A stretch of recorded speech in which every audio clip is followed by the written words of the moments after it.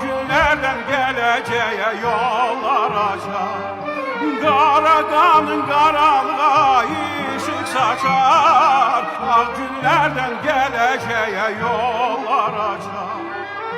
Sen hayatım, kolum kanadım, şöhretim şanım, Azerbaycan. Kalbimde kaynar kızıldan çaylar, şöhretim adım Azerbaycan.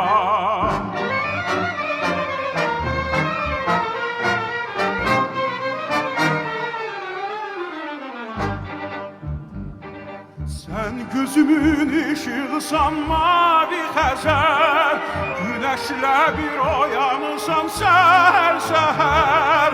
Gözəl Bakı göz bəbəyim paytaxtımsan, öz şəhərim, öz vətənim, öz baxtımsan. Gözəl Bakı göz bəbəyim paytaxtımsan, öz şəhərim, öz vətənim, öz baxtımsan.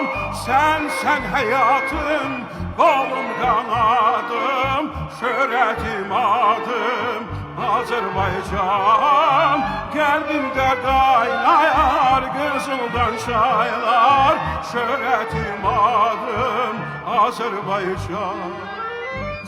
Sen hayatım, kolum kanadım, şöhretim adım Azerbaycan. Kalbimde kaynar kızıldan çaylar, şöhretim adım Azerbaycan.